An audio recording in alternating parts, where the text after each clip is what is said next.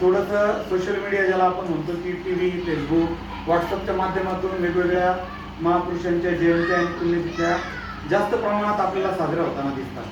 मागच्या 10-15 वर्षापूर्वी या जयंत्या जास्त आपल्याला दिसत नव्हत्या, परंतु या सोशल मीडियाचा, या प्रसारमाध्यमाचा एक चांगला उपयोग झाला की यांचे कार्य आपल्याला त्या माध्यमातून माहीत होऊ लागलेले.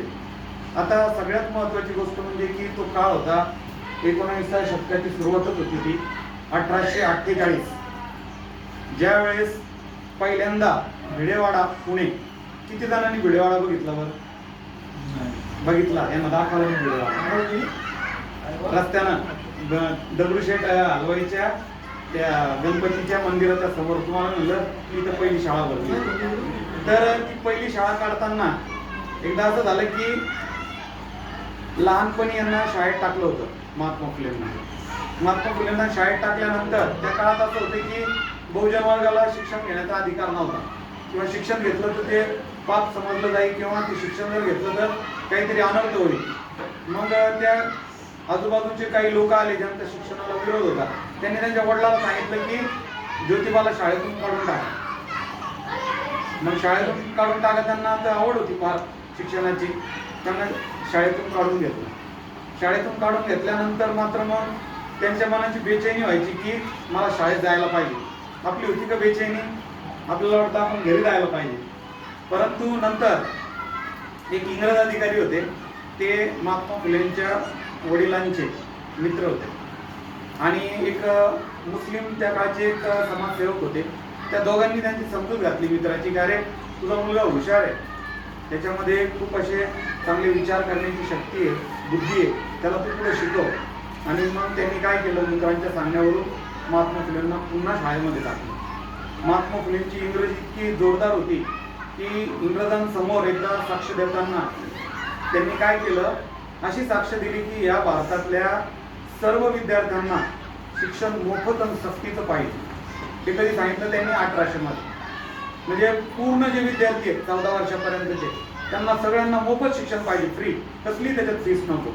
आणि सक्तीचं मग त्यांनी जायलाच पाहिजे.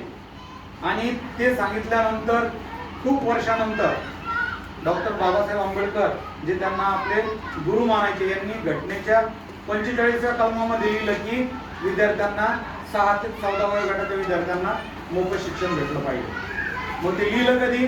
1950ला ते घटनेमध्ये आलं. आणि त्याची सुरुवात कधी झाली? 2010. 2010ला मोफत शिक्षणाचा कायदा आला, RTE ज्याला आपण म्हणतो. एवढा वेळ लागला. आता बघा, त्यांनी मुलींच्या शिक्षणासाठी शाळा काढल्या, मुली शाळेत येऊ लागल्या. अगोदर तर 5 ते 7च मुली शाळेमध्ये यायच्या, आणि त्या पण येत असताना त्या शाळेला, त्या विद्यार्थिनीला इतका विरोध होता की त्या विद्यार्थिनीचे पालक काय करायचे, त्या मुलींना पोत्यात भरायचे आणि असं पाठीवर टाकून पुढे चालले म्हणायचे काहीतरी माल घेऊन आम्ही चाललो, आणि नंतर त्यांना आणून सोडायचे. त्यावेळेस लवजी साळवे नावाचे वस्ताद होते, ते त्यांचे अंगरक्षक होते. काय होते? म्हणजे बॉडीगार्ड, कोणी मारू नये म्हणून. आणि यांच्यावर सारखे हल्ले व्हायचे. एक दिवस तर असं झालं की रात्री सावित्रीबाई, त्याच्यानंतर ज्योतिबा निद्रा अवस्थेत असताना, झोपेत असताना काहीतरी आतमध्ये दरोडेखोर घुसले. दरोडेखोर घुसल्यानंतर त्यांच्या हातामध्ये तलवारी, कुऱ्हाडी, चाकू, आणि ते आता खून करणार होते. कोणाचा? ज्योतिबांचा. खून करणार तर एकदम सरसावला, आता लगेच जीवच घेणार. पण ज्योतिबा म्हणे 2 मिनिटं थांब म्हणे, तुला मारायचं मला जरूर मार, फक्त एवढं सांग की तुम्हाला का मारायला लागलो. तर ते म्हणे मला नाही माहिती का मारायला लागलो, मला काही माहिती नाही, मला कुणीतरी तुम्हाला मारण्याचे पैसे दिलेले.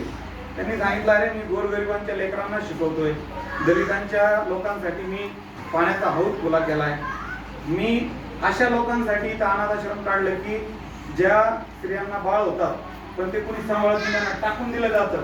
ते लेकरं कचरा कुंडीवर, जंगलात, कुठेही फेकल्या जाते, त्या लेकरांना आम्ही इथं सांभाळतो. त्या माणसाच्या डोळ्यामध्ये पाणी आलं की अरे इतका महान माणूस, महात्मा माणूस, आणि त्याचा मी खून करायला आलो. त्यानं सांगितलं की आजपासून मी तुमच्या संरक्षणासाठी आयुष्यभर राहणार. आणि लवजी साळवे यांच्या सोबत ते जे 2 रामोशी समाजाचे जे व्यक्ती होते, जे ज्योतिबांना मारण्यासाठी आले होते, ते आयुष्यभर त्यांचे अंगरक्षक म्हणून राहिले. ते काय करायचे? सावित्रीबाई सोबत त्या शाळेमध्ये पण जायचे, त्यांना घेऊन पण यायचे. अशा पद्धतीनं यांनी ते कार्य पुढे नेलं. आता बघा, जर त्यांनी शाळाच काढल्या नसत्या तर आज आपल्याला इथं शिकायला मिळालं नसतं. या भारतामध्ये पहिली क्रांतीची किंवा शिक्षणाची सुरुवात महात्मा फुलेंनीच केलेली आहे. महात्मा फुलेंनी सावित्रीमाईंना शिकवलं नसतं तर त्याही शिक्षिका बनल्या नसत्या. तर आजच्या दिवस जास्त बोलण्यापेक्षा आपण फक्त एकच निर्धार करू की त्यांच्या आयुष्यावरची 4-2 पुस्तकं आपण वाचू.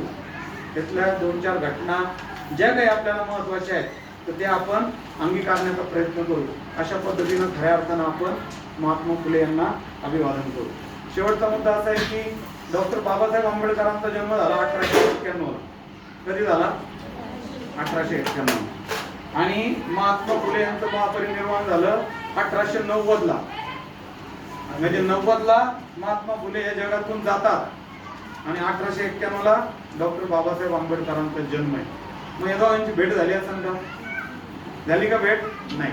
मग तरी त्यांनी महात्मा फुलेंना गुरु कसं काय मानलं? आता आमची तुमची भेट होते, आम्ही तुम्हाला शिकवतो, मग तुम्ही आम्हाला गुरु म्हणतात. मग यांनी कसं गुरु म्हटलं असतं? ज्या वेळेस बरोबर त्यांच्या विचारांनी, ज्यावेळेस डॉक्टर बाबासाहेब आंबेडकरांनी वाचन सुरू केलं, त्यांच्या हातामध्ये महात्मा फुलेंनी लिहिलेले पुस्तक आले. ते पुस्तकं वाचल्यानंतर कळालं की 1800 मध्ये असा एक माणूस होऊन गेला, त्याने एवढी मोठी क्रांती केली आणि नंतर काळाच्या पडद्याआड तो माणूस पुन्हा नामशेष झाला. बाबासाहेबांनी सर्वप्रथम त्यांच्या त्या जिथे त्यांचं वर्तमानपत्र छापायचं त्या कारखान्यामध्ये त्यांचा फोटो लावला होता. स्वतःला जो मुलगा झाला त्याचं नाव सुद्धा बाबासाहेबांनं यशवंत ठेवलं, कारण की महात्मा फुलेंच्या मुलाचं नाव यशवंत आहे. पण तो काही त्यांचा सक्का मुलगा नव्हता, असंच कुणीतरी टाकून दिलेला एक मुलगा त्यांनी दत्तक घेतला. सावित्रीबाईंना आणि महात्मा फुलेंना मुलबाळ झालं नाही, परंतु त्यांनी त्याचं दुःख नाही केलं, त्यांनी आपल्यालाच लेकरं मानलेलं. शिवाजी महाराजांची पहिली जयंती महात्मा फुलेंनी साजरी केलेली. त्यांनी बघितलं की एक एवढा मोठा राजा आहे, ज्यानं स्वराज्य स्थापन केलं, पण त्याची समाधी कुठे आहे कोणालाच माहित नाही. त्यांचं काय कार्य आहे, त्यांचा जन्म कुठं झाला, सगळं मातीमध्ये गाडलं गेलं. ते कधी 1680 मध्ये शिवाजी महाराजांचं निधन झालं आणि नंतर 1689 मध्ये संभाजी महाराजांची हत्या झाली. त्याच्यानंतर शिवाजी महाराजांचं नामशेषच झालं. मग यांनी काय केलं? 1000 ओळीचा पोवाडा लिहिला. किती जणांच्या हातात आलेला पोवाडा वाचला? 1000 ओळीचे वाचून बघा. 1000 ओळीचा पोवाडा लिहिला आणि जगाला मग नंतर शिवाजी महाराज पुन्हा नव्यानं माहीत झाले. तर छत्रपती शिवाजी महाराजांना महात्मा फुले गुरु मानायचे, महात्मा फुलेंना डॉक्टर बाबासाहेब आंबेडकर गुरु मानायचे. जर आपण बघितलं तर ही गुरु शिष्यांची परंपरा आहे. या लोकांनी खऱ्या अर्थानं भारतामध्ये प्रबोधनाचं कार्य केलेलं आहे. तर पुनश्च एकदा आपल्या या सर्व शाळेतर्फे मी क्रांती सूर्य महात्मा ज्योतिबा फुले यांना विनम्र अभिवादन करतो आणि माझे 2 शब्द संपवतो. जय सेवा.